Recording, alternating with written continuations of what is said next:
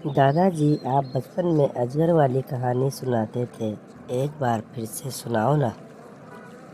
बहुत वर्ष पहले एक राजा की दो रानियां थीं। बड़ी रानी शोभा बहुत अच्छे स्वभाव की दयावान स्त्री थी। छोटी रानी रूपा बड़ी कठोर और दुष्ट थी। बड़ी रानी शोभा की एक पुत्री थी, नाम था देवी। रानी रूपा की भी एक बेटी थी, नाम था तारा। रानी रूपा बड़ी चालाक और महत्वाकांक्षी स्त्री थी। वह चाहती थी कि राज्य की सत्ता उसके हाथ में रहे। राजा भी उससे दबा हुआ था। रानी रूपा बड़ी रानी और उसकी बेटी से नफरत करती थी। एक दिन उसने राजा से कहा कि रानी शोभा और देवी को राजमहल से बाहर निकाला जाए। रानी को ऐसा नहीं करना चाहिए था। इसके बाद और क्या हुआ दादाजी? राजा रानी रूपा की नाराजगी से डरता था। उसे लगा कि उसे वही करना पड़ेगा जो रूपा चाहती है। उसने बड़ी रानी और उसकी बेटी को राजमहल से बाहर एक छोटे से घर में रहने के लिए भेज दिया। लेकिन रानी रूपा की घृणा इससे भी नहीं हटी। उसने देवी को आज्ञा दी कि वह प्रतिदिन राजा की गायों को जंगल में चराने के लिए ले जाया करे। रानी शोभा यह अच्छी तरह जानती थी कि यदि देवी गायों को चराने के लिए गई तो रानी रूपा उन्हें किसी और परेशानी में डाल देगी। इसलिए उसने अपनी लड़की से कहा कि वह रोज सुबह गायों को जंगल में चराने के लिए ले जाया करे और शाम के समय उन्हें वापस ले आया करे। देवी को अपनी माँ का कहना तो मानना ही था, इसलिए वह रोज सुबह गायों को जंगल में ले जाती। एक शाम वह जब जंगल से घर लौट रही थी तो उसे अपने पीछे एक धीमी सी आवाज़ सुनाई दी, देवी, देवी, क्या तुम मुझसे विवाह करोगी? आवाज़ सुनने के बाद देवी ने क्या किया दादाजी? देवी डर गई। जितनी जल्दी हो सका उसने गायों को घर की ओर हाँका। दूसरे दिन भी जब वह घर लौट रही थी तो उसने वही आवाज़ पुनः सुनी। वही प्रश्न उससे फिर पूछा गया। रात को देवी ने अपनी माँ को उस आवाज़ के बारे में कहा। माँ सारी रात इस बात पर विचार करती रही। सुबह तक उसने निश्चय कर लिया कि क्या किया जाना चाहिए।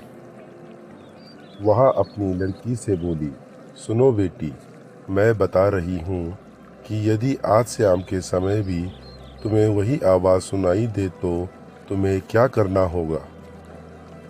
देवी ने उत्तर दिया, बताइए माँ। रानी शोभा ने कहा, तुम उस आवाज़ को उत्तर देना। कल सुबह तुम मेरे घर आ जाओ, फिर मैं तुमसे विवाह कर लूँगी। देवी बोली, लेकिन माँ, हम उसे जानते तक नहीं। उसके बाद देवी की माँ ने क्या कहा दादाजी? रानी शोभा ने दुखी होकर कहा, जिस स्थिति में हम जीवित हैं उससे ज़्यादा बुरा और क्या हो सकता है।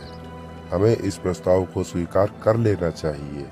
ईश्वर हमारी सहायता करेगा। उस संध्या को जब देवी गायों को लेकर लौट रही थी उसे वही आवाज़ फिर सुनाई दी। आवाज़ कोमल और दुख भरी थी, देवी, देवी, क्या तुम मुझसे विवाह करोगी? क्या तुम मुझसे विवाह करोगी?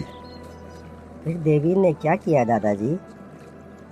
देवी रुक गई। उसने पीछे मुड़कर देखा, लेकिन उसे कोई नहीं दिखाई दिया। वह हिचकिचाई। वह वहां से भाग जाना चाहती थी, लेकिन फिर उसे माँ के शब्द याद आ गए। वह जल्दी से बोली, हाँ, यदि तुम कल सुबह मेरे घर आ जाओ तो मैं तुमसे विवाह कर लूँगी। तब वह बड़ी तेजी से गायों को हाँकती हुई घर चली गई। अगले दिन सुबह रानी शोभा जरा जल्दी उठ गई। उसने जाकर बाहर का दरवाज़ा खोला, देखने के लिए कि कोई प्रतीक्षा तो नहीं कर रहा। वहाँ कोई भी न था। अचानक उसे एक धक्का सा लगा और वह स्तब्ध रह गई। एक बड़ा अजगर कुंडली मारे सीढ़ियों पर बैठा था। रानी शोभा सहायता के लिए चिल्लाई। देवी और नौकरानी भागे भागे आए कि क्या बात है। तभी एक आश्चर्यजनक बात हुई। अजगर बोला। अजगर अजगर क्या बोला दादाजी? नमस्कार। उसका स्वर बहुत विनम्र था। मुझे निमंत्रित किया गया था, इसीलिए मैं आया हूँ। आपकी लड़की ने मुझसे वादा किया था कि यदि मैं सुबह घर आ सकूं तो वह मुझसे विवाह कर लेगी। मैं इसलिए आया हूँ। रानी शोभा की समझ में नहीं आ रहा था कि वह करे तो क्या करे। उसे तो यही आशा थी कि किसी दिन कोई सुंदर नौजवान उसकी लड़की से विवाह करने आएगा। उसने यह कभी नहीं सोचा था कि वह अजगर होगा। इसके बाद आगे क्या हुआ दादाजी? एक नौकर भागकर रानी रूपा के पास गया और उसने सारी घटना बतला दी। रानी यह सुनकर प्रसन्न हुई। वह उसी समय अपने नौकर के साथ रानी शोभा के घर गई। रानी रूपा ने कहा, यदि राजकुमारी देवी ने किसी के साथ विवाह का वायदा किया है तो उसे अपना वायदा अवश्य निभाना चाहिए। रानी होने के कारण यह देखना मेरा कर्तव्य है कि यह अपना वादा पूरा करे। उसी दिन विवाह हो गया। रानी शोभा और देवी के लिए यह कोई प्रसन्नता का समय नहीं था, लेकिन इतने दुर्भाग्य सहन करने के बाद वे किसी भी प्रकार की विपत्ति का सामना करने को तैयार थी। विवाह के पश्चात अजगर अपनी पत्नी के साथ उसके कमरे में गया। सारी रात रानी शोभा ने प्रार्थना करते हुए बिताई कि उसकी बच्ची ठीक ठाक रहे। दूसरे दिन बड़े सवेरे उसने देवी के कमरे का दरवाज़ा खटखटाया। एक सुंदर नवयुवक ने दरवाज़ा खोला। देवी उसके पीछे खड़ी थी। क्या वह अजगर एक सुंदर युवक था? उसके बाद आगे क्या हुआ दादाजी? नवयुवक बोला, मैं आपको कह नहीं सकता कि मेरी जान बचाने के लिए मैं आपका और देवी का कितना आभारी हूँ। वह नवयुवक बोला, मैं एक सांप के कारण अजगर बन गया था।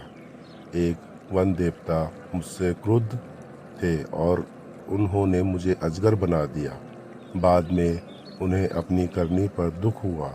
तब उन्होंने कहा कि यदि कोई राजकुमारी मुझसे विवाह कर लेगी तो मैं फिर से मनुष्य बन जाऊंगा। और अब देवी ने मुझसे विवाह कर लिया। मेरा श्राप उतर गया है। अब मैं फिर कभी अजगर नहीं बनूंगा। यह तो बहुत अच्छा हुआ। फिर आगे क्या हुआ दादाजी? रानी शोभा बहुत प्रसन्न हुई। वह अपनी लड़की और दामाद को राजा से मिलाने के लिए गई। यह बड़ी विचित्र घटना थी। चारों ओर से लोग इस विचित्र नवयुवक को देखने महल में आने लगे। सभी उत्सुक थे, सिवाय रानी रूपा के। रानी रूपा बहुत गुस्से में थी। उसने चिल्लाते और खींचते हुए अपने आप को कमरे में बंद कर लिया। देवी का भाग्य उससे देखा नहीं जा रहा था। वह चाहती थी कि उसकी बेटी तारा भी ऐसे भाग्यशाली बने। आखिरकार उसे एक युक्ति सूझी। उसने अपनी लड़की को बुलाया। देवी का विवाह तो हो गया है, वह बोली, इसलिए गायों को जंगल में चराने के लिए तुम ले जाया करो। तारा चीख कर बोली, नहीं, इतने नौकर हैं तो फिर मैं क्यों गायों को चराने जाऊं? फिर रानी ने क्या किया दादाजी? रानी क्रुद्ध होकर बोली, यहाँ मेरी आज्ञा है। एक बात और सुनो, यदि जंगल में कोई तुमसे विवाह का प्रस्ताव करे तो तत्काल कह देना कि तुम विवाह के लिए राजी हो, यदि वह अगले दिन सुबह हमारे घर आ जाए। तारा माँ की इस योजना से भयभीत हो गई। वह गायों को जंगल में नहीं ले जाना चाहती थी। वह खूब रोई, लेकिन रानी फिर भी नहीं पिघली। तारा को उसकी आज्ञा माननी पड़ी।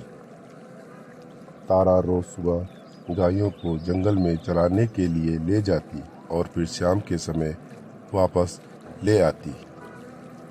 लेकिन उसने एक बार भी जंगल में किसी तरह की आवाज़ नहीं सुनी जो यह कह रही हो, क्या तुम मुझसे विवाह करोगी? फिर भी रानी निराश नहीं हुई। जंगल में कोई अजगर तो था नहीं जो तारा से विवाह का प्रस्ताव करता, इसलिए उसने खुद अजगर ढूंढने का निश्चय किया।